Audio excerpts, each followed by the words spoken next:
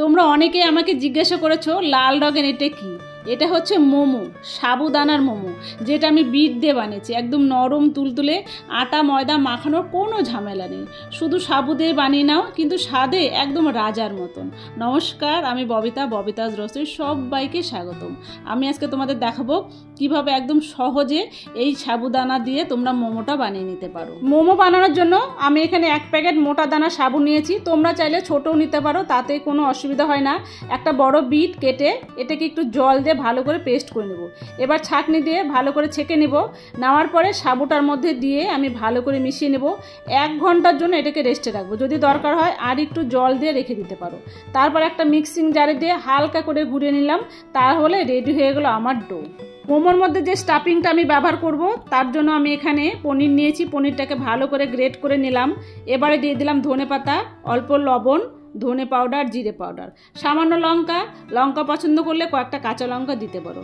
সব কিছুকে হালকাভাবে মিশিয়ে নিব, তাহলে কিন্তু আমার স্টাফিং রেডি। আর একটা কথা বলি, আমি এখানে পনির দিয়ে করেছি। তোমরা চাইলে শুধু সবজি দিয়ে বা চিকেনটাকে ভালো করে ফ্রাই করেও করতে পারো। সব কিছু দেওয়া হয়ে গেলে এটাকে আমি হালকাভাবে মেখে নিব। বেশি চাপাচাপির দরকার নেই, শুধু আলতুভাবে মেখে এটাকে আমি রেখে দিলাম। আর এই যে ডোটা বানিয়ে নিয়েছি, এর মধ্যে অল্প লবণ দিয়ে এটাকেও মেখে দিলাম। মোমোটা স্টিম করার জন্য কড়াইয়ে জল দিয়ে তার উপর একটা ফুটো থালা দিয়েছি। জলটা এদিকে গরম হতে থাক, ততক্ষণ আমি মোমোগুলো এবারে হাতের তালুতে অল্প তেল লাগিয়ে নিব, তাহলে বানাতে একটু সুবিধা হবে। ডো থেকে ছোট লেচি কেটে নিব। এবার হাতের তালুতে দিয়ে চেপে এটাকে আমি বড় করে নেব। মাছ বরাবরে দিয়ে দেবো আমার সে পনিরের স্টাফিং। এবারে ধীরে ধীরে চারিপাশ থেকে তুলে এনে মুখটা বন্ধ করে দেবো। যেমন আমরা মোমো বানাই ঠিক সেই রকম।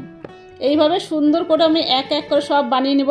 দেখো আরেকটা বানালাম, তবে খেয়াল রাখবে স্টাফিংটা যেন বেরিয়ে না আসে, তাহলে কিন্তু ভাপানোর সময় সেটা আবার বেরিয়ে যাবে। সেই দিকটা একটু। সবগুলো মোমো আমার বানানো হয়ে গেছে, জলটাও ভালো ফুটে এসেছে। এবারে আমি কড়াইয়ে সাজিয়ে দিলাম মোমোগুলো। ঢাকনাতে রেখে দেব 15 মিনিট। এটাকে আমি সুন্দর করে ভাপিয়ে নেব। 15 মিনিট পরে দেখো একদম নরম তুলতুলে মোমো আমার রেডি। আর কালারটা দেখেছো, একদম মন জয় করে নেওয়ার মতন কালার। আর এই চাটনি যেটা আমি বানিয়েছি, এই রেসিপিটা আমি পরের ভিডিওতে নিয়ে আসবো। ততক্ষণের জন্য সবাই একটু অপেক্ষা করো। এবার চলো আমি একটা তোমাদের ছিঁড়ে দেখাচ্ছি। দেখো কত নরম তুলতুলে, আমি জাস্ট বলে বোঝাতে পারবো না। এবার চাটনিতে ডিপ করো, আহা দারুণ, কোনো কথা হবে না বস। একবার তোমার সকালটা যদি নতুন কিছু ব্রেকফাস্ট দিয়ে শুরু করতে চাও, তাহলে এই বিট সাবুদানার মোমো হতে পারে তোমার প্রথম চয়েস।